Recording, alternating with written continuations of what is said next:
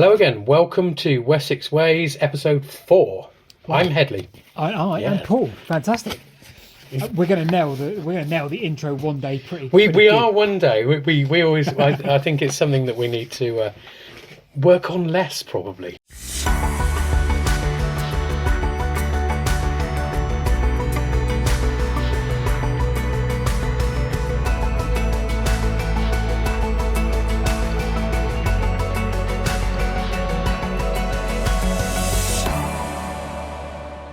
I don't know. You're probably right. So, Hedley, who are you, Hedley? Who am I? Right. Okay. So I am I am an aerial historic landscape photographer. Outside of my main job, and within my main job, I manage the IT operation at Heathrow Airport. And who are you, Paul?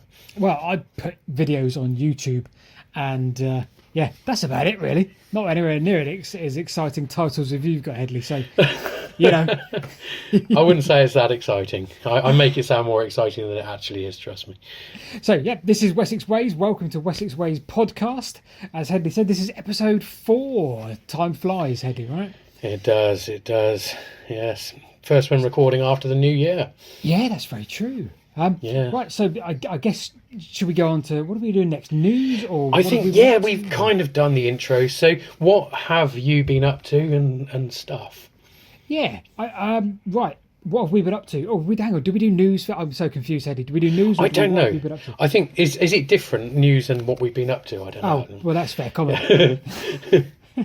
News. Right, what have I been up to? Do you know what I did yesterday? I say a day, it wasn't a day. It was half a day with a gentleman you know. I think you know him.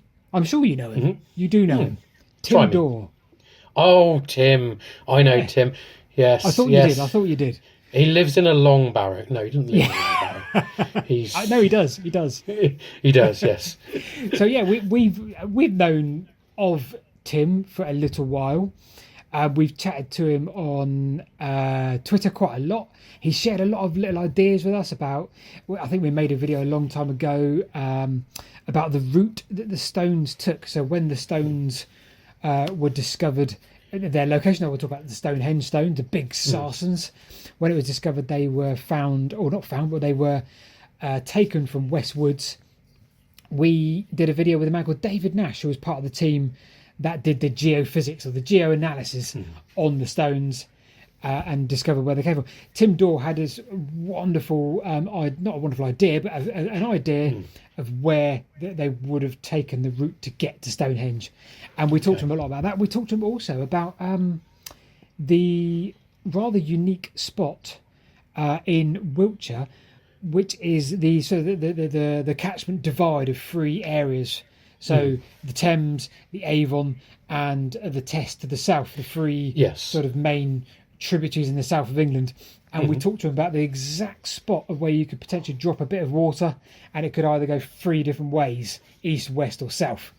And bizarrely, when we were chatting with Tim found also, I say the exact spot, but agreed with us on the area, the hill, and the place. And so we've been speaking to Tim for a long time.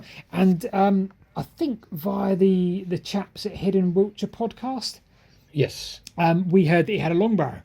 And we said, Tim, we want to come and see this long barrow and do a film about it. So that was what we did recently. That's what we did yesterday, actually. And he's a lovely gent, isn't he? He really is. It's a lovely gent, lovely dogs, lovely location.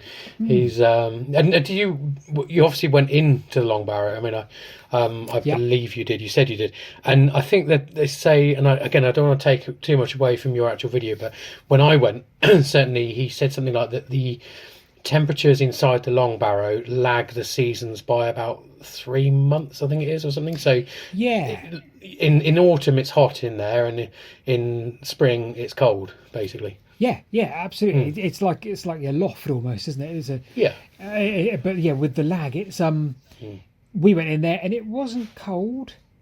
But then I guess we've had, in terms of the autumn and early winter, we've had a wet one anyway. But he said exactly that. He said it was very warm come the autumn, and it will be cool in the spring and early summer, which is Yeah, but it's a Lovely, wonderful, lovely area as well, isn't it? Oh yeah. And we picked a day, thankfully, that was sunny, like the only sunny day we've had in the last 3 months, I think. And yeah, it sat below the hills in the background. But it still works. It's again, I don't want to take too much away from the video, but it really works. The location is just brilliant because although it's in the valley, it still has this obviously the solstice, the winter solstice view, and it's beautiful. And you think, well, how can it be so low down in the valley below Adam's grave and all those, the ridge above it? But it's just this wonderful view, and I think we captured that with a bit because of the sunny day. It alluded to the lovely picture where you could take across from looking across on top, and obviously from the drone and all that. Yeah, I saw that. That's I've obviously got competition in the aerial pictures of historic sites arena now because I'm not going to miss it, but that was a good picture you took. Oh, I was trying to do a circle, and I don't do any programming on the drone. I just kind of fly it and see what works. And I was doing a circle around it, trying to pan around it manually, and all of a sudden this shot just appeared, and I was like, right, I need to stop. Flicked it over to photo mode, pressed go, and okay, that works. That seemed to work. But oh my goodness me, it was windy, and I've only got a little DJI Mini 2, as you might have seen. And that really struggled. For the first time I've ever seen it, it actually did a wobble, because normally when it wobbles, you can see it flying, and it flies like sideways if it's into the wind, but the gimbal still holds it lovely and flat.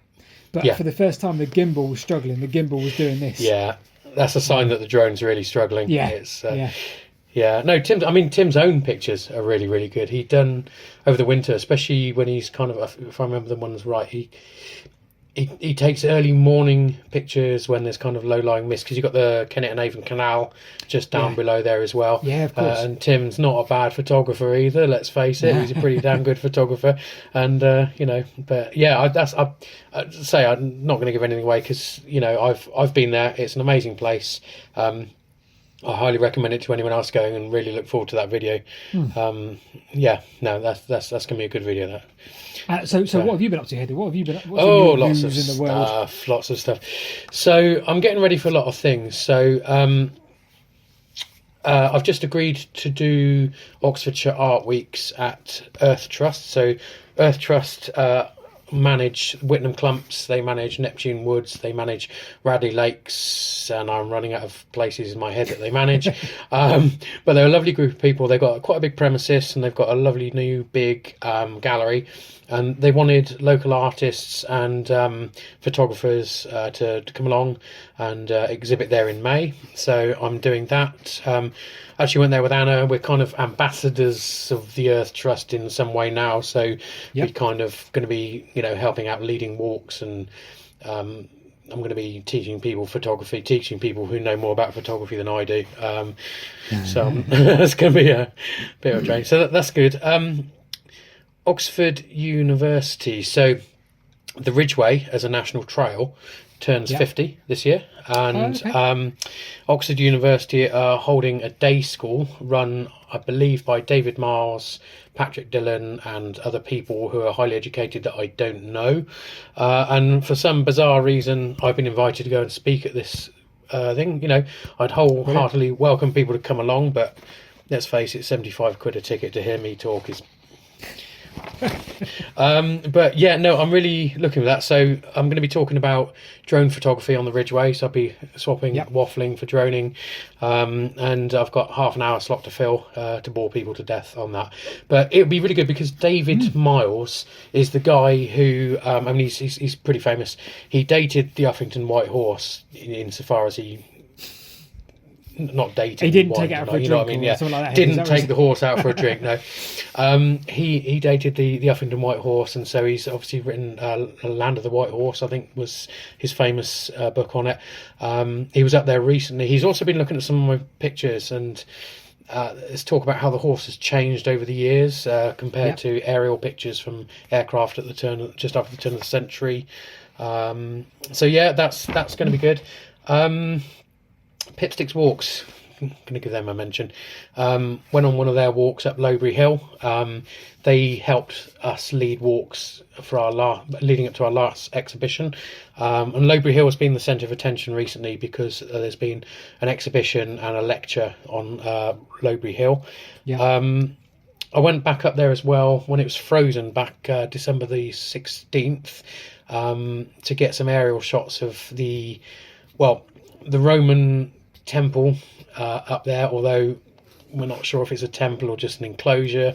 There's definitely barrows and everything up there. So sent the drone up in minus whatever conditions, and just beautiful. The shadows of all the earthworks. You've shown some pictures, haven't you? I think I've seen some pictures. I went up there and did it when it was completely dry in summer, which was even clearer. But I sent it up, and again, Lowbury Hill did its magic, and it's it's just my favourite spot. It's unbelievable.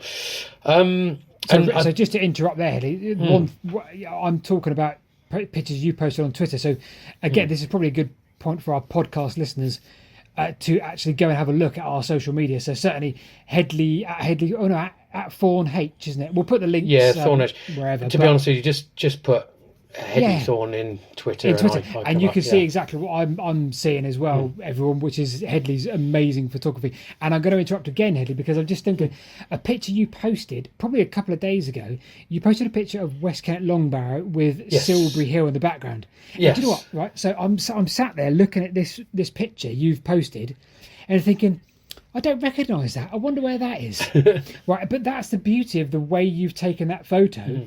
Is Silbury looks like it's like 100 yards behind West Kennet Longbarrow, and for context, it's not, right? No. If you know the area and you know what we're talking about, you've got this beautiful, 150-foot massive Longbarrow. I mean, we're talking probably longer than Tim's, which is bizarre because Tim's is 70 metres. Yeah. But this huge, like the original Longbarrow in this country. I think it's the oldest one, isn't it? Yeah, it wouldn't surprise me from the fuss made about it, and it's wonderful. But then, like half a mile away, maybe more, you've got Silbury Hill, the largest man-made lump of earth in Europe, maybe.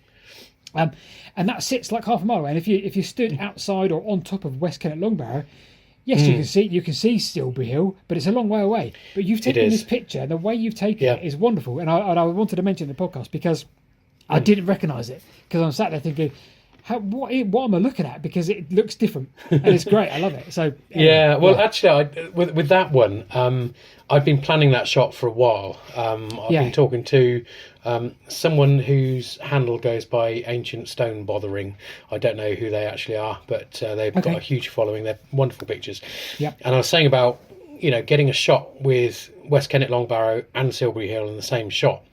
And to achieve that, first of all, I use giving away trade secrets. I mean, don't give away your secrets, Eddie, because I've tried the shot, and I've got a lovely picture of West Kennet Longbarrow, but then I've got this little blip in the background of Silbury Hill. You can hardly see it. That's from a layman's. Well, the trick, quite simply, is I use Google Earth and I tilt it. Again, I'll go onto this actually later because I'm going to be talking about drone photography, and it gives you kind of the lay of the land, and I can plan the shot. Okay. And what I did for that one is I sent the drone up, but it was probably about let me get this right, about 600 metres behind West Kennet Longbarrow to the south, the other side from Silbury Hill. Yeah. But then I used the drone's telephoto lens, which is basically 162mm. It's a zoom lens. So I wouldn't have that on my little DJI Mini, I doubt. No. So what happens is that basically times the zoom by 7, I think it is, and it means anything in the background basically proportionately becomes bigger than stuff in the foreground. And I sent the drone up, and I was just laughing. I saw it on the screen, and of course I put it all over social media, and I got the desired result, which is most people shouting things like Photoshop and stuff like that. But genuinely, I have a witness. It's not photoshopped. It was just a zoom lens on a drone, which can get you places and get you views that up until now haven't been possible, even with a conventional drone. No, and as we saw in the first video you did with us with the whole Mystery Islands, oh yes, the shot across the Wansdyke, I think you had like 3 or 4 layers of hills, Yes. But again, it looked close together, and I love that kind of shot. And that we used that shot, I think, in the video, didn't we? From the moment we did that, the piece of music where the violin came in, your drone going up and revealing the hills. I thought that was perfect, absolutely perfect. The problem with that mode is controlling the drone. So a lot of people, I mean, that's technically you shouldn't, but a lot of people, you know this well as a pilot, you fly the drone looking at the screen, so you've got a first-person view. Now, if you're on a 7x plus zoom, it's like trying to fly it looking through a pair of binoculars. It just doesn't work. So you've got to sort of flip it between the zoom mode and back again, otherwise you're going to lose your drone, basically. And the cost of yours, you don't want to do that. Yeah, that was a good day. That was a good day yesterday. I went again with Anna. So I mean, we're doing shots for our Wessex Airscapes exhibition, and she always has a go at me for having kind of a bit of a country twang. I mean, it's been mentioned to me, I work in Heathrow's APOC, and of course most people work at Heathrow tend to be from London, and so they probably think I'm Farmer Giles out there, Western accent. And she was having a go at me, but then we came across this guy on the Ridgeway, and she just broke into some deep Wiltshire dialect herself, because she's from Avebury, near Avebury, and they were talking with shoes. I can't even remember what I wrote it down, but I can't read my writing. There was a word for shoes they were talking about, and I didn't get it. So it's a bit two-faced, to be honest with you, saying I've got a Western. I think she was probably drunk on Baileys. She likes to drink Baileys. But yeah, we just plodded up the Ridgeway. I was like a big old walrus, and she's running ahead, and and it was just a really, really good day out, and went around, say, West Kent, Longbarrow, Silbury Hill, and took a picture of the avenue, which I've just posted as well. Yeah, seen that. Yep. And that's zoomed in, that was quite a good shot. But that's really what I've been up to. I started a Patreon page. I think have you got Patreon? I can't remember. We've got Patreon, for Paul and Rebecca Whitewick. Yeah, yes. That's it. Yeah, because I think everything I do is done in 160 characters on Twitter. Put a picture, Twitter reduces the resolution of the picture, So I've had people asking me to download pictures and maybe give a bit more insight into what I'm doing and stuff like that, and talk a bit more about photo shoots. And so I've started a Patreon page, and I've just put everything on there. Now people can download pictures. It sounds like I'm plugging it, but it is a good way of getting stuff to people, isn't it? Yeah, I think from our point of view, as in me and you, I don't think we'll ever want a Patreon for this. But what we can do is we can both share our Patrons down below in the links below, and then if people want to chip in for different reasons, as you say, yours will offer very different benefits to ours. Ours offers preview on videos and stuff like that, but yours will offer your perhaps more suited to this channel, which is the Wessex Ways and the photography behind it. So that works. Yep. We had a bit of feedback from previous videos, so we've now seen feedback from all 3 previous videos we've done, because I think we're proportionately recording this later. So a lot of people talking about the lighting. And I think, that's a good point, Hedley, because let's mention it is a good point. This is a podcast.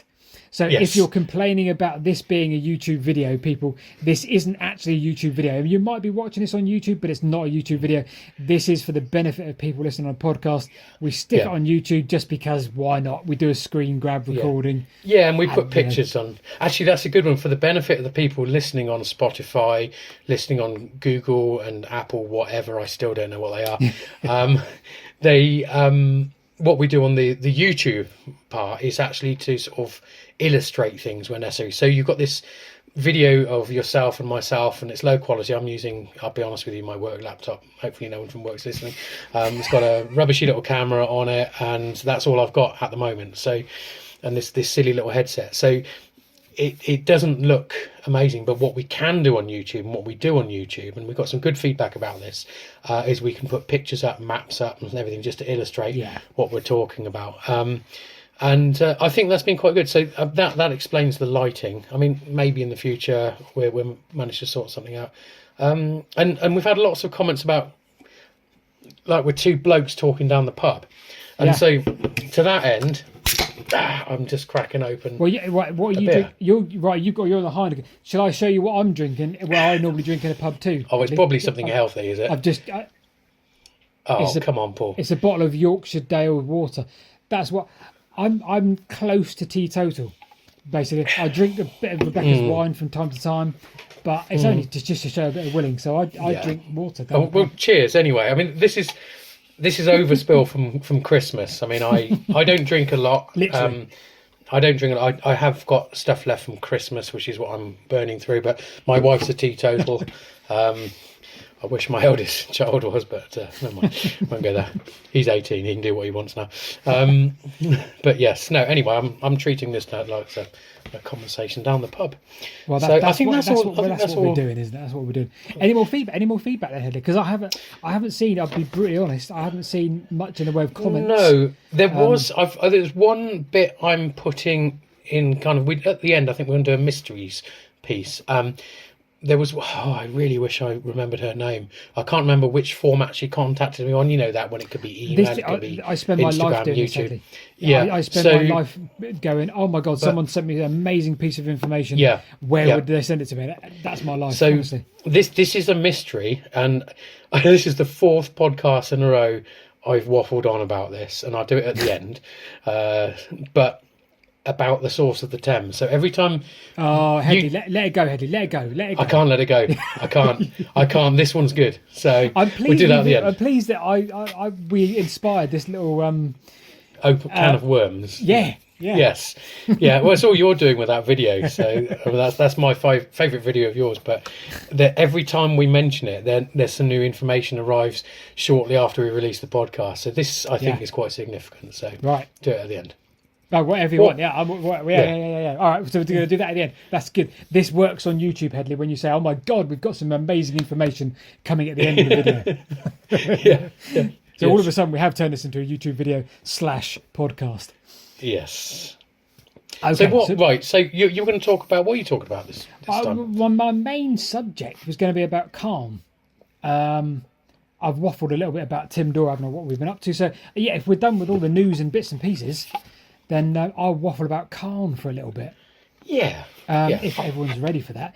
We spent way too long in Wiltshire, and I think that's testament to Wiltshire and the amount of stuff there is to see. And there was never our intention, but people keep on saying, oh, you're from Wiltshire, aren't you? You do a lot of videos in Wiltshire. That is absolutely not our intention, but we spend a lot of time there because there's so much stuff to see, including Calne.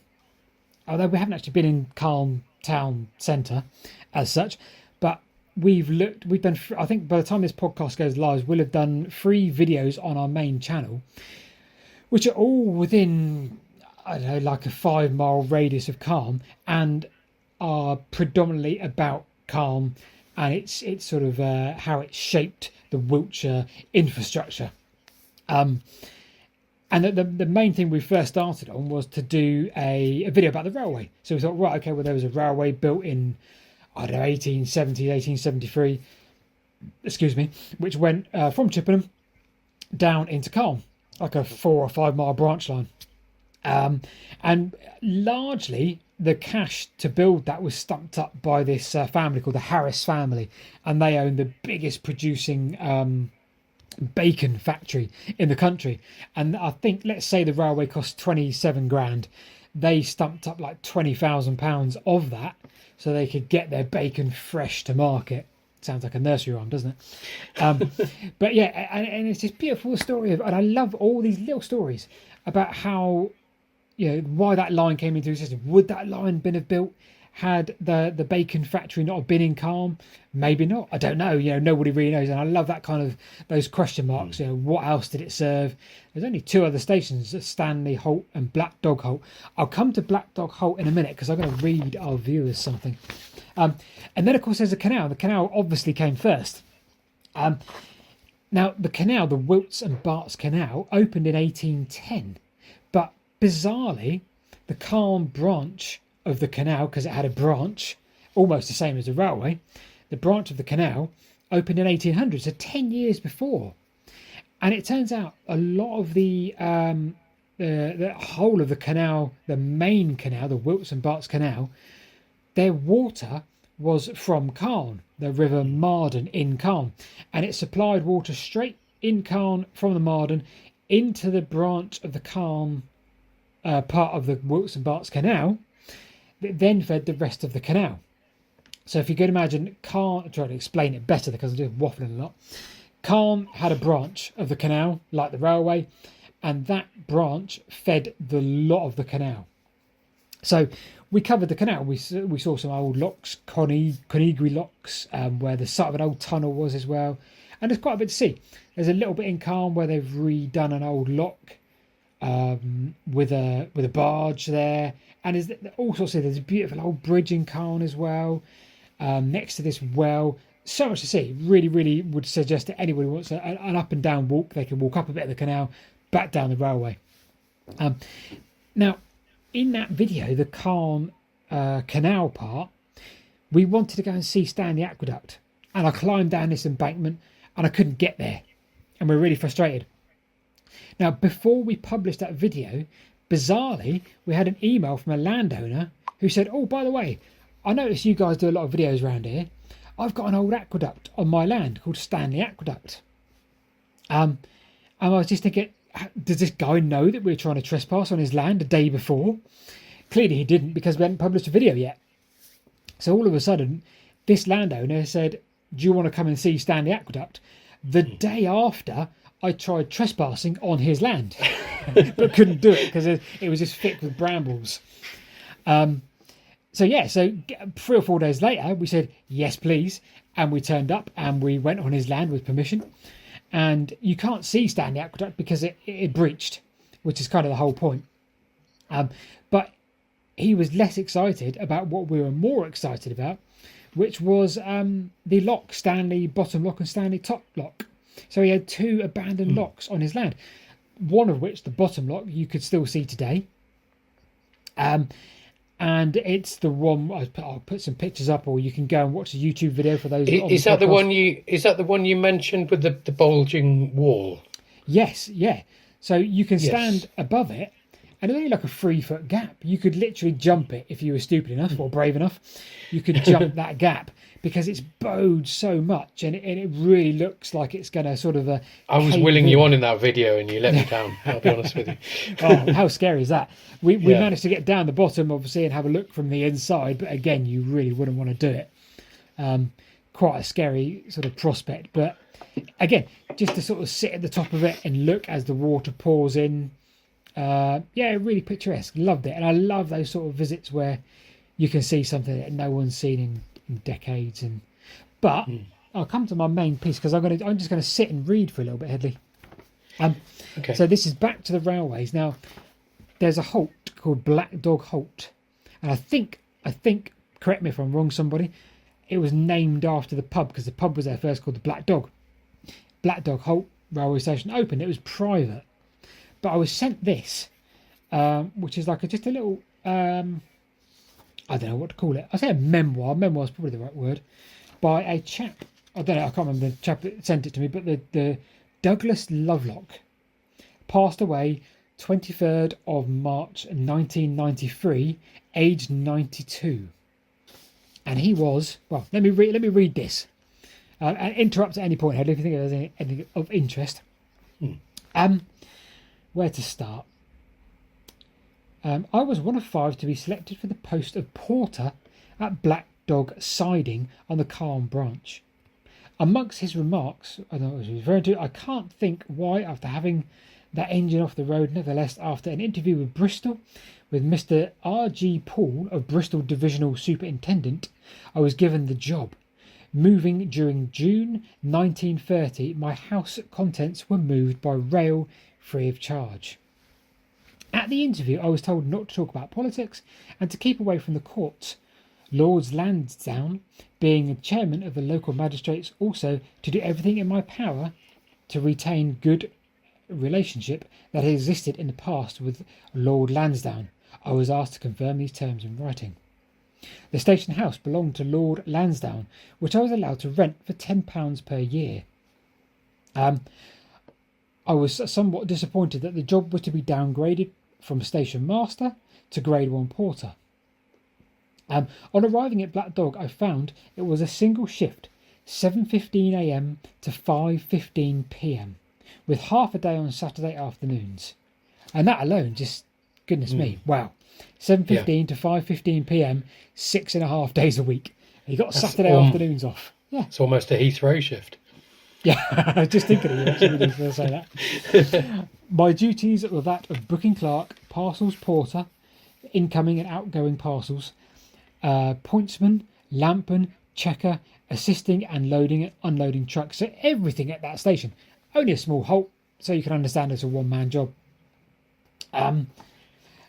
Incoming truckloads consisted of coal for the local merchant, and I'll skip ahead a little bit. Sounds like quite a physical role as well. Yeah, it does. Yeah, absolutely. At least 2 vans per week, loads of boxes for transportation of tin plate to Calne. Wow, that's amazing. Truckloads of mining timbers to various coal mines in South Wales. Regular loads of coffin board to London, Bolton and Manchester. All this from that halt. That's wonderful. Excuse me. Outbound parcels. Most days were parcels of perishable items sent from Bowood to their London residence. These going on the 7:30 a.m. train. Increased traffic during World War II. My predecessor rented part of the railway embankment. I was able to take over from him, and this resulted in a good supply of wild rabbits.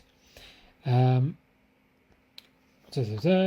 end of the war changed things dramatically. Bowood estate after the sow houses, and the land resulted in a station house, 1.5 acres of land, coming onto market. Being the tenant and paying rent for the house, I was asked to make an offer, which was accepted for the house. I became the owner on the 24th of the 6th, 1950. This meant that while working the load bank for British Railways, I was in fact working on my own property. How wonderful is that? Yeah. What else? We've got to skip ahead again. Last page. Until 1952, Black Dog was known as Black Dog Siding and did not appear on the passenger map. Although it was in the timetable, it was only on request stop, and you were not able to book a ticket to or from Black Dog. So people did arrive there, but it was private. Not private. Yeah. People travelling from Chippenham to Black Dog would pay the same fare as passengers from Calne and vice versa. September 1952, it was known as Black Dog Halt with its own printed tickets and fares, also blank cards which enabled me to book passengers everywhere. I was kept quite busy until the mid-1950s, but with a decline in traffic and passengers, it was decided to make Black Dog an unstaffed halt. I was offered a post at Devizes or Marcham, but after having a day turn for many years and owning the house, I decided to terminate my railway job, leaving after 37 happy years. Remaining at the station house after my railway service, I was on hand after closure of the Calne branch in 1965 when the contractors moved in 1967 to lift the track and dismantle it. On talking to the contractors' men, I jokingly offered them £5 for the building. This was accepted, much to my surprise, on the condition that I cleared the site. I must say, I had mixed feelings doing this after working there for so many years, but I suppose it was a fitting end. And I thought, that's lovely. Wow. That's brilliant, isn't it? I guess so many of the halts, probably got stories like that attached to them that we will never hear, because their history is undocumented, I suppose. So I'm guessing over time they increasingly became more automated, and then you had closure of branch lines and everything after that. So those sort of jobs probably became more of a rarity. Is that right? Yeah, and I think really the decline of the railways was happening long before. I don't want to go to the huge politics of it, but long before Beeching ever knew how to wield an axe.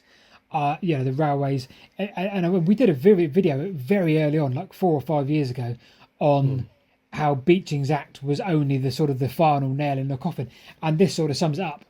This branch line in the 50s was suffering hugely, and it was buses, and it was just moving on. The railways didn't keep up. Basically, the railways said, no, we need a station porter at every site. We need somebody to man a station. Foss Cross, great example, up near Cirencester. Foss Cross on the Midlands and South Western Junction Railway. They had one guy manning the station just because there were 2 trains passing at like 11:30 at night. That was it. And they paid a man a full-time job to do that. And railways didn't keep up. All of a sudden, buses come along, and they could offer transport door to door to door to door to door to door. Yeah. And they killed the railways after the Second World War, basically. Soldiers were encouraged to get cars and drive, find themselves a new life. And Mr. Douglas Lovelock, like as you say, thousands of others in the 50s, saw their jobs and their livelihood and their life disappear in front of them. And it's a whole other topic of conversation, which could be a subject. But it was the buses largely was the first big nail into the coffin of the railways, I think. Yeah, but I guess you could also say though, it's kind of cyclical, not cyclical. Over time, for example, the railways probably would have replaced a lot of the canals, and then you've got the car replacing the railways, and I don't know. We haven't gone beyond the car really yet, have we? No, and I don't think we will. Again, I don't want to get political about it. I don't think we will replace the car for a long time. We're moving to electric era, which isn't going to replace congestion. No. But it's maybe it will do something for the environment, but it certainly won't replace with congestion. And we're never going to see the Calne branch line open up again. But what a shame. No. It makes a great pathway and great cycleway. So that is the massive bonus that we can take from it. But wouldn't it be good if my local town, Andover, has one train every half an hour going in each direction?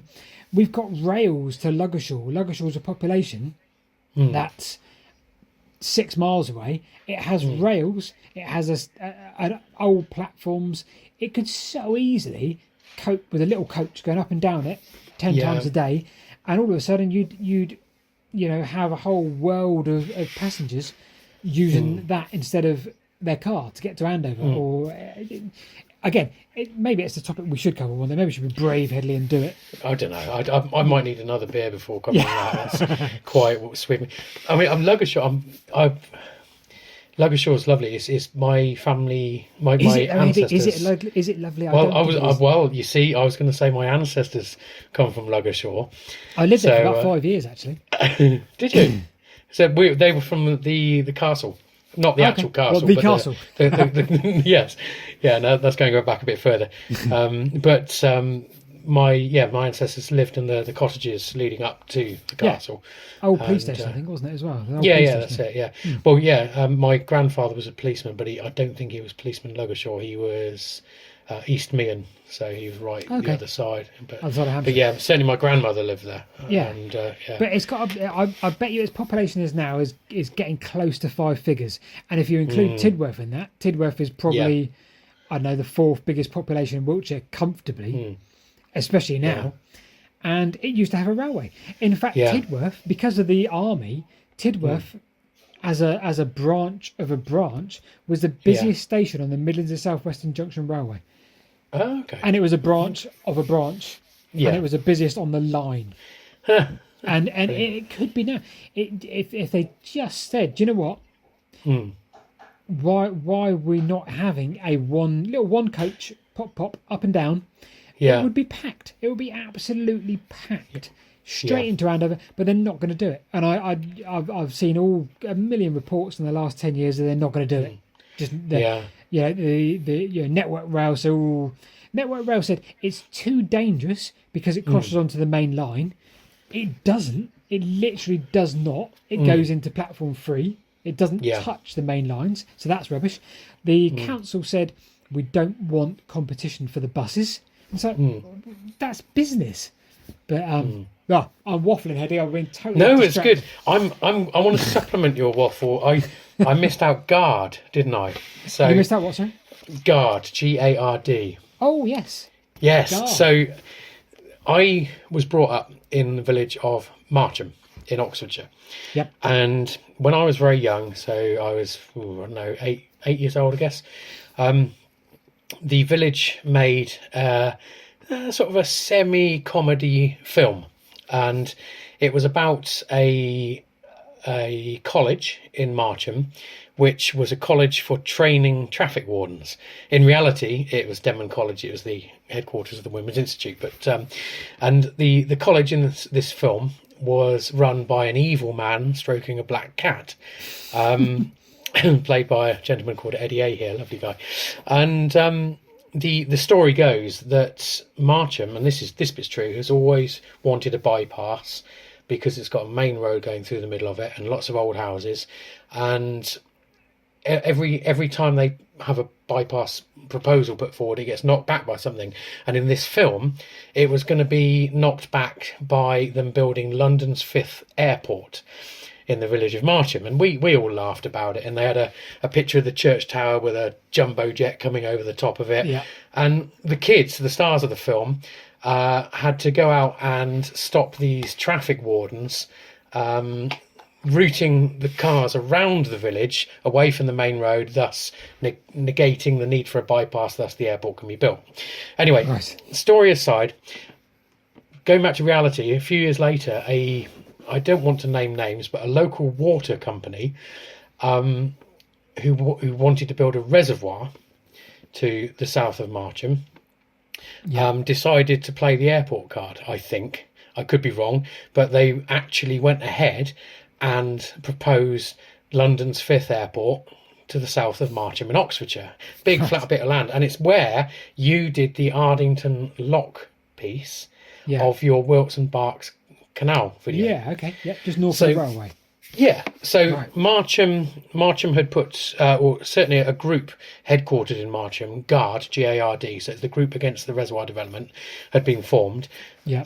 But of course, the airport proposal was designed, in my opinion, my controversial opinion, to turn people's preference towards there being a reservoir to the south of Marcham. Okay. So it, in my view, it's probably a ploy. To people were so against having an airport there, they were praying for a reservoir to be built. Yeah, and the local water company played that one. Now, again, I won't name them because I don't want to get into trouble. And also Thames Water will be very upset if I name them. But recently, that proposal has come back. Okay. And so GARD has been sparked up again. The group's kind of come back. And there's banners all over Marcham, and I'm going to do some aerial photography for them, naturally. But my worry was that if the reservoir goes ahead, it's going to completely bury the reconstruction of the Wilts and Berks Canal that you've been talking about in your videos, which ends in Abingdon.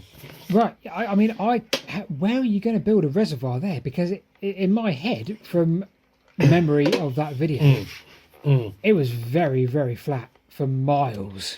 Yeah. How would you do that? It would be an above ground. So if you think of the reservoirs around Heathrow to the west, they're above ground. So they'd probably do some sort of nature sculpting along the side, but you'd have a reservoir probably 60 to 80 foot above the ground, right? And it would be the whole area to the north of the railway there. So I just envisaged them somehow using the landscape, like putting a dam somewhere. But obviously now I understand what you mean now by the Heathrow. Yeah, and you'd feed it with the River Rock. Yeah. Right. So yeah, it's going to be interesting to watch. But anyway, I thought I'd mention that because of your recent videos. So on to you, Hedley. I'll try not to waffle too long, but it has been noted that I do. So I've had a few people over the last couple of weeks asking about drone photography, how to get started, what to consider. I think so I thought I'd use this piece on the podcast to talk about useful landscape photography from drones, and maybe how to get into it, what to watch for. A lot of people have it's not a misconception, but a lot of people have the opinion now it's difficult to do because you're not allowed to fly here. Everyone's got the image of the angry farmer coming at you with a shotgun, don't fly your drone here, that sort of thing. So I was just going to sort of go through a few things. So you want to get into drone photography, you've got it goes without saying DJI, I think you'd agree, make the best drones. They're kind of the Apple of the drone world. Does anybody else make drones? Well, this is That's it. the I mean, question. there used to be a lot of manufacturers. Autel still make good drones. But DJI, they just work, really. They just work. And that's that. I'm sure Casey Neistat did a video about DJI drone, and he was kind of saying, "What? Somebody else makes a drone?" It was that. Yeah, very much DJI. I love his videos. Yeah. So I mean, you got with drones, you've got three main levels of DJI drone. So you've got the minis. You've got the Mini 2, I believe you said. Mini 2, folds down really small. I mean, they fold down smaller than an iPhone, pretty much. They've got amazing cameras, 4K cameras. They've got great photos. Okay, they struggle a bit in the wind, but the point is you can put them in your backpack and not even know they're there. And yet nowadays the 2 and especially the 3 as well produce some amazing video, some amazing photos. But the problem I find you have with them is line of sight. So you're meant to fly with your drone within visual line of sight. Therefore, the smaller your drone, the quicker you lose it from your visual. That's the downside, but that's the price you pay for them being small. Then above that you have DJI have got their Air range. So the current one is the Air 2S.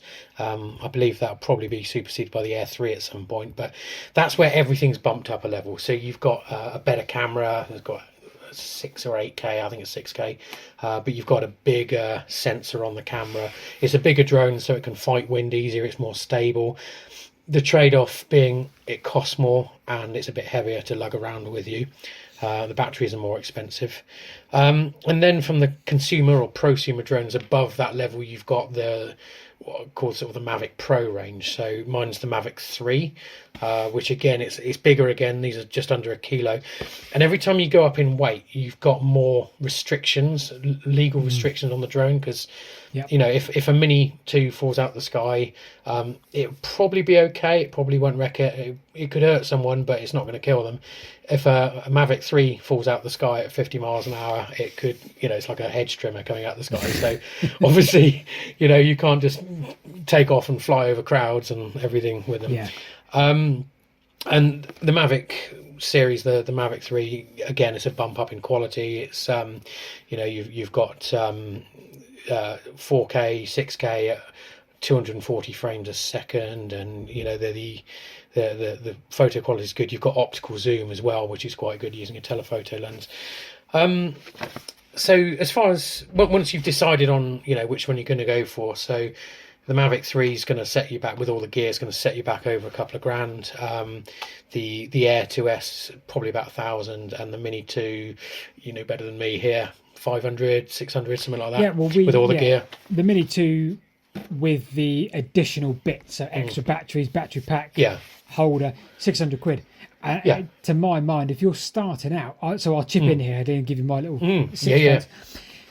If you're starting out, people often say, what should I get for just basics?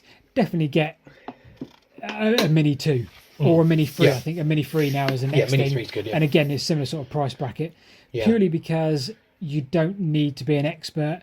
It's under 249 grams, so you just need to do your online course, which I think costs about 8 quid. Yeah, I think it's 8 or 9 quid. 8 or 9 quid or whatever per year. So it's not expensive. It's an obvious course that you go on. It'll probably take you 20 minutes, half an hour. And in my head, I think, do you know what? If I damage this, or if I broke it, or I landed in a river, I haven't spent thousands of pounds on it.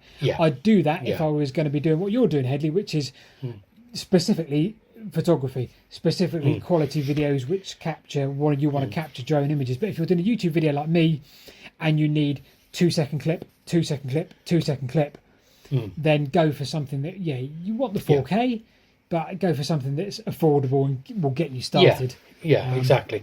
And even the most basic drones now have automatic return to home. So you know, if the battery gets a bit too low or you lose connection to it, it will just come back to you anyway. It's pretty good at that. So once you've got the drone sorted, so you've got the CAA test. I'm not going to call it an exam. One of the questions I think is multiple choice, and one of the questions was that you're flying your drone. There's a large helicopter you see flying towards you. Do you A, fly your drone towards the helicopter to get more details about it, or B, land safely at the early sense? Basically, you're going to pass the test. There are. I'd say 9 out of 10 questions are fairly obvious. And they provide a sort of a PowerPoint for, rather an online course for, that you can watch first to memorize stuff. You can then go on if you wanted to go into it a bit more seriously and fly in places closer to people than you're allowed to with the drone that you have at the moment. You can then take an A2 CFC, which is a certificate of competency course. That costs a bit more. That's about £100, and it's about 3 days training. And then above that, if you're going to fly a big drone in central London, God help you, and you're doing working for the BBC or something stupid like that, then you need a GVC certificate. I'm not going to get that. Fair enough. I'll let you into a little secret, Eddie. What drone do you think the BBC use? Okay, so immediately I'd say probably an Inspire 2 or a Matrice 600, something the size of a coffee table with cameras hanging off it, the big SLR cameras. Go on then, enlighten me. No, you are incorrect. Really? They use a DJI 3, Mini 3. Mini 3, really? Simple as wow. Yep. Well, straight away there, you've illustrated the fact if you want great quality pictures and video from a drone, you don't have to empty your bank account and go out and get a Mavic 3 and Inspire 2. If the Mini 3 is good enough for the BBC, it's good enough for anyone. Yeah. And it now questions why I've gone and got an expensive drone. Well, you say that, Eddie, right? But the point being, again, look at the films, and I'm talking about BBC South today, for example. Look at the films they do. They're kind of like ours, but shorter and more compact. And again, they need 2 seconds. So it's B-roll footage, basically. So as long as the quality is there, and yes, it is, as you said, mine does 4K. As long as that quality is there, because I don't even think they need 4K. I think it's only 1080. No. Even Sky HD's, was it 720 interlace? It's not even 1080. Really? So 4K. 4K is useful if you want to crop into it and have like a parallax zoom effect. But it's it depends what you're using it for, really. I think for pictures it makes a difference because I blow my pictures up quite big, and you could not take the pictures that you take on our drone. So if you do want to go to the photography side, without doubt you're going to have to spend a bit more money. To just at least to get halfway there, I would say. Definitely. I feel a bit better now. But once you've got all the drone and the gear and everything sorted, again, it's best to get a fly more combo so you get extra batteries and stuff like that. The way I prepare for a shot, so you've got to, again, a lot of people are worried they don't want to get told off for flying somewhere they shouldn't.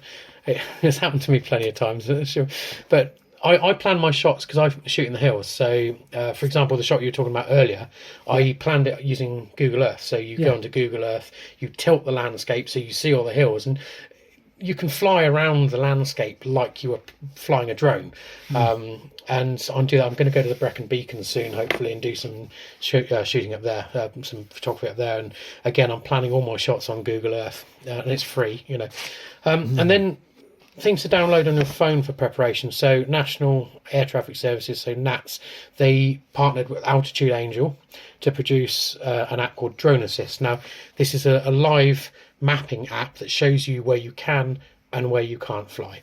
So it's great. So you don't waste a journey going all the way somewhere only to find you're not allowed to fly there. So that's a very useful app to download. You have to download the app to fly the actual drone because obviously most drones use the smartphone as the screen unless you've got a fancy controller. So DJI Fly is the one for that for most drones. UAV forecast, it's great. It gives you a weather report in advance so you can see whether or not you can fly. And you can also change the altitude, so you can put it up to 400 feet above ground level and it will give you the forecast there. So that's useful. And just for photo editing, Adobe Lightroom seems to be the best thing. I use a combination of things, but Adobe Lightroom is kind of the bread and butter thing. So where you can fly, where you can't fly.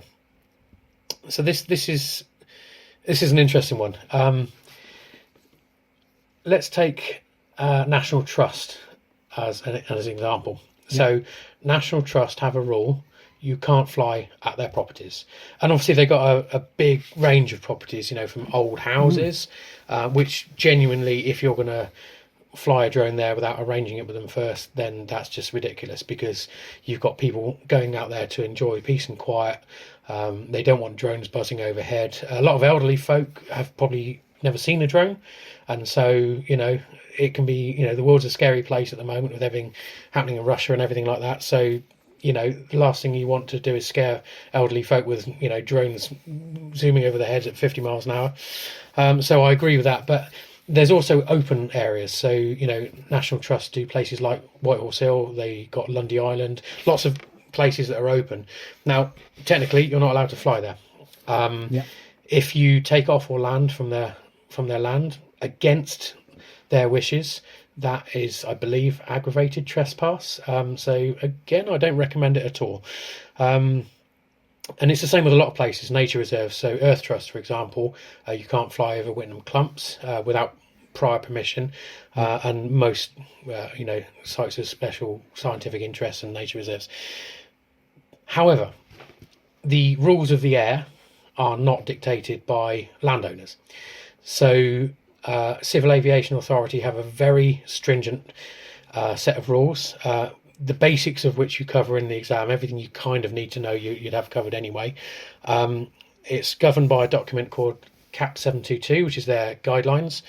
And so if there was a legal issue with you flying somewhere, it would be with them. So I wouldn't recommend flying at Heathrow or Gatwick, just as a basic thing. It's actually, over our runways now, it's a life sentence. So that's taken really seriously. And DJI drones, and just to give you peace of mind, DJI drones are geo-fenced, so it's impossible to. I went to Benson to take some aerial shots of Benson Lock, and the drone just would not take off, and I was swearing and cursing, pressed the information button on the screen, and turns out I was right by the end of the runway at RAF Benson. And had that not been geo-fenced, and this was a long time ago before I did all the planning before a shoot, I would have been flying in closed airspace. So again, DJI, I've got good luck. And there's also a nod to privacy as well. So technically I could take off down the field around the back of my house. I could fly over someone's garden while their wife's sunbathing. I've got a very good zoom lens on my camera. And I think that it probably goes without saying that the rules and laws of privacy that apply to normal cameras apply to drones as well. So if someone doesn't if someone doesn't like you flying over their land, just don't do it. It's even if it's legal, just don't do it. It's not worth the hassle. It doesn't give drone flyers a good name. I find people love drone footage, they love drone photos, but they generally don't like drones. So it just seems to be the way it goes. I had one person tell me off for flying my drone down near the Thames, and by the evening she bought some of my pictures. So you mean you charmed this lady? I charmed her. So some of the rules, I mean, visual line of sight is one I mentioned earlier. So you're not allowed to fly above 400 feet above ground level. So if you're standing next to a hill that's 400 foot high above where you are, technically you can actually fly your drone up to 800 foot above where you are, as long as it's only 400 foot above the hill. Light aircraft are not allowed to fly below 500 feet. So there's a 100-foot gap between drones and aircraft. Obviously things like paragliders and stuff, you don't have a lot of control over, don't fly near them. But the places you can fly, I mean, grab your bike, grab your walking boots. You can take off from a public path so long as there's no one else there. You can take off from various open access areas if you're allowed to get to them. So there's quite a lot of places you can fly. I fly along the Ridgeway. I'm kind of friends with a lot of the farmers along the Ridgeway, and they like me flying there because it spots things that they can't. So that's quite good. And that's it really. You've got to think about the weather. Obviously, never fly in rain. Drones are not waterproof, or high wind, and that's it. As far as picture editing is concerned, I recommend, same with everything else, recommend experimenting with raw pictures in Lightroom rather than JPEGs. But that's it. So I'd say the same to you and everyone that I say to everyone. If anyone wants information on flying drones, if they're looking to getting started, it is a great hobby. Once you know the basic rules, which you've already heard anyway here, then you've spent your £9 or £8 or whatever it is on the CAA license, then go out and enjoy it. Mix it with a cycle ride, mix it with a walk. The drones have got some great features on. You can lock it onto yourself and cycle down a hill, so it'll follow you, filming you, which is pretty cool. I need to read some of these instructions one day soon. And you've got on yours, you've got things like point of interest. So if you're you find I don't know, let's say a lighthouse or a church or something you're filming, you can lock it onto that and the drone will fly around it, keeping the camera pointing at it. Yeah. And it makes it look like you're flying it really smoothly. When, it's not cheating. It's a facility you've paid for, so use it. Absolutely. Yeah. That's all I've got to say on drones, really. Cool. Okay. Right. Where does that put us on our... So that puts us in not mysteries. script? Mysteries. Well, we're going to do mysteries. Now, again, I've waffled on. My throat's hurting, so I'm going to have some more of this beer. The trouble is, I was just talking to you today about it. We're not very good at mysteries because I always struggle with remembering who said what, and then, well, we've got a mystery, and then did we solve it? I don't know how we're going to work it. So let's say, from my perspective at least, mysteries on this, this format, we do want to carry on, but we're not very good at it. So we need to get better, Hedley. We need to get better at mysteries. You mentioned the Thames source. Yes. So I've got a few mysteries. I'll do the quick ones first, and then we go on to the Thames, because I'm pretty sure with your amazing Bing Maps Ordnance Survey layer, you can do some wonders on the Thames bit. People can watch it. Yeah. And so, right, there was a couple of things. So again, I haven't got people's names. I've posted some pictures of Odston Coombs, which is a kind of a wavy hillside down near Ashbury, and it's kind of on the Wiltshire-Oxfordshire border. It's a beautiful place. It's absolutely stunning, and I use the word stunning. I don't know how many times I've used it on this podcast. I'm going to start counting that, but it's a really wavy hillside, and lots of people are asking, why is the hillside wavy? And a lot of people pointing out that, in fact, it looked like the giant stairs on Uffington Whitehorse Hill. It looks like the sort of these sort of ridges that you find all along the north of the Berkshire Downs on the Scarp, and it's down to a process called solifluction. So I had a very, very boring conversation between me and someone else, whether it's ice solifluction or soil solifluction, but the gist of it seems to be that in the Ice Age, when the ice was melting, obviously little channels appear as the ice melts underneath, and then that gradually digs out these little mini valleys that go down the side of a hill, and you end up with that kind of wavy effect along. It's a really powerful effect. I think Uffington Whitehorse Hill and Odston Coombs are probably the best examples I've seen of it. So that answers that mystery. So not really a YouTube video out of that one. Someone asked about the lines of trees under Odston Coombs. So they have got a reason for it. They were planted under the command of Lord Wantage to commemorate the battle lines at Alma. Lord Wantage, what year would that be? I don't know. He was something. Was it the? What's he? Something? I'm going to look up Lord Wantage, and I'll put something down below. Because that's him. Right, let's just Google it now, a bit quick, right? Because he was the Red Cross. He was something to do with the formation of the Red Cross, wasn't he? And what's this? Oh, Nightingale, Florence Nightingale. Yes. Right, because there's a connection between him and. Right, here we go. Ooh. Baron Wantage, is that the same person? 1832 to 1901. Because there's a monument, isn't there, to Lord Wantage just above Wantage on Chain Hill by the Ridgeway. Is that? It's where most hikers and walkers and mountain bikers go to have a wee, to be honest with you. It's known as the wee stop, but it's... Because there's a connection with this, with Churn Railways, the Churn Halt, built in 1888. Iceland platform. Accommodated a competition held by the National Rifle Association. And I have a funny feeling, there's nothing on here, but that was something to do with Lord Wantage and his collaboration of some kind with Nightingale, Florence Nightingale. I could something be like completely bark out the wrong something thing, like but there's a big connection there, So the final mystery for me is, again, 4 episodes of this podcast so far and 4 iterations of the source of the Thames. This is something that it's a rabbit hole I find myself down, unable to get out of, and I know I'm going to have to visit there. Right. So you did a video, right? Okay. Well, no, So let's start with the source of a river. Yeah. Is the furthest tributary. Yes. Source from Yeah. the mouth of the river. Correct. That's where this all started, right? Yeah. And So, it started with a video you did. It's a great video that basically suggests that the traditional source of the Thames, which is a completely empty and pointless field near Thames Head, Yeah. is probably not by definition the true source, because the tributary of the Churn is a longer tributary, and therefore the source of the Churn is effectively by definition the source of the Thames. It makes the Thames longer, and it would actually make the Thames the longest river in the UK by a few Beating the miles. River Severn. Yeah.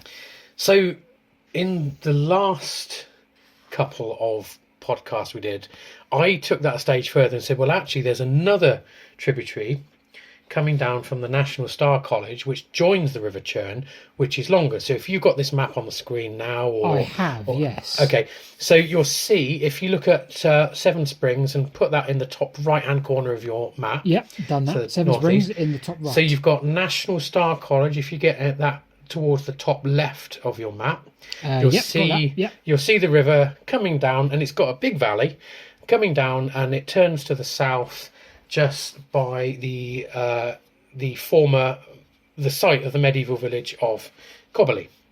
Now, somebody contacted me and put that one basically to bed completely, because if you look just below the medieval village of Cobberley site, you will notice another tributary coming from the west joining the river that comes from the Calne Hill Plantation.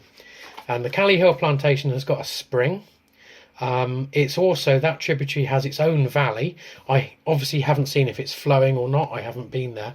But that, I've used Google Earth to measure it, would make it a longer tributary from that of the Seven Springs, and therefore the source of the Thames. I'm really boring, aren't I? No, do you know, I'll tell you what. So let's look at that. So on my map here I'm looking at, the Calne Hill Plantation. Oh, yeah, see? Now, I'll tell you what, bizarrely, so let's say you go back to the River Churn. Yep. On your Calne Valley, let's call it. Yeah. I think it's called Coldwell Bottom. Yeah. Well, the map shows that it stops about 1 kilometre away from the River Churn. But then you carry on up the valley, and all of a sudden, there you say that Calne Hill's Plantation are some springs. But that doesn't, on the map, it doesn't join. But if you zoom the map in to get more detail... I'm right in, I'm right in on 1 in 25. Oh, okay. Okay. So the real question as to the true source by definition of the Thames would be whether there's an unbroken river from Calne Hill down to Coldwell, because if you measure, so if you start from where it joins the Churn, that stretch is longer than if you measure from the same place up to the National Star College along that tributary. So it is. It doesn't look it, but it is. No, fine. Yeah, I'll take your word. You've obviously measured it. So how it can't be much of a difference, can there? It's not a big difference. It's enough. It's about 300 or 400 meters difference. You see, I think this is another video, Hedley. do you think? I've been telling you it's another video. Yeah, of course you have. Yeah, you have. Because we, no. The other thing we need to do is search further downstream on the Churn to make sure there are no other tributaries that could be longer. But then you're cutting away at the distance to where it joins the Thames anyway. You're down the Churn. Yeah, exactly. So it's the outer ones like this you need to look at. And wouldn't it be great if we went to Calne Hill and there's water pouring out the ground, and that's because there's a lot of pathways, so we can get there. Yeah, and the National Star College spring is right by the road, and that is water coming out the side. That actually comes from the golf course above, where there is a stream, but it disappears into the ground. So, again, you could then argue, is that part of the Thames? So, well, you could, because the other side of the National Star College, keep going west another 0.5 kilometre, and there's more springs there. But then then it goes underground, underneath the golf course, and then comes out by the road. Right, that's fine. So that isn't a river if it's not there. Yeah. So that's a bit of a, and I'm pretty sure next podcast someone else will put down in the comments, actually, you're all wrong. There's this tributary, and etc., etc. But there's definitely, that whole area needs investigating, in my opinion. Yeah, it does, doesn't it? Well, you need to look at some kind of catchment map as well, like you said, to make sure we're not missing something further downstream that goes further up. Yeah. Perhaps. Yeah. Yeah. Oh well, this is now. You see, now I've got a bit of a taste for mystery because this is good, isn't it? We're back on it, aren't we? We're back on it. We're back on this. I think. Yeah. Right. Anyway, that's me. I'm all mysteryed out now. That's fine. me. That's enough to get. We need to go and make a video of this, Hedley. Yeah. Basically, Yeah, I'm up for it. Because I'll tell you what as well. Because what I always like as well. Let's say you find your subject of your video you want to do. I always love adding something else in as well, just for a bit of. Extra, like, but we're just passing, and we're just going to be passing that, as you said, the medieval village of Cobberley. We're going to be passing a long barrow at the top of the long Calne. barrow is actually on the side of Coldwell Bottom. It's on the hill next to Coldwell Bottom, and that is significant. Is the village significant? Why not? Maybe historically, that was viewed as the Thames, and there were settlements along there. I don't know. You see, I'll tell you what else. It's a difficult one. If you keep going another mile to the west, there's an amazing sort of Crockley Hill. It was enclosure, all sorts going on there as well. So there's all sorts around there, isn't there? Yeah. Well, that's worth a day trip, I think, isn't it? Yeah. Okay. Definitely. All right. Yeah. Anyway. Right, and again, we don't want to dwell on maps too much because, again, this is a podcast. But all this will be available on our Twitter feeds as well. We'll waffle about this quite a lot, I'm sure. Yeah. So if you want to look at that visual, either that or obviously go and get a map and have a look on a map online yourselves whilst you're watching this podcast. If you're not driving, you do so in a safe way, and have a look at the little conurbation called Seven Springs. That's where we are on the map. For those that aren't watching on a YouTube video. Wow, are we done, Hedley? Are we done? I'm definitely done. I'm definitely done. I don't know what we'll call this yet. We could call this Calm. We could call this How to Fly a Drone podcast. We could call it anything, really, couldn't we? Yes. Yeah. We've covered quite a lot today. Covered quite a lot. Yeah, I think the only other thing we can do is tell people to go and look at our social media. Go and look at me and Hedley on Twitter, because that's where we're fairly active, I would say. Also, the Ridgeway group. Yes, on Facebook. So it's called Ridgeway and Ancient Tracks of Britain. Very popular, very popular group. Very 90,000. We're over 90,000 now. Very friendly, very active group of lovely people, I would say as well. All 90,000 of them. Yeah. Other than that, I guess we'll bid you farewell. Yep. Thank you very much. And look forward to your next video, Paul. Thank you. Right, we'll see you next time. Thanks for listening, people. Goodbye from me and Hedley. Bye-bye.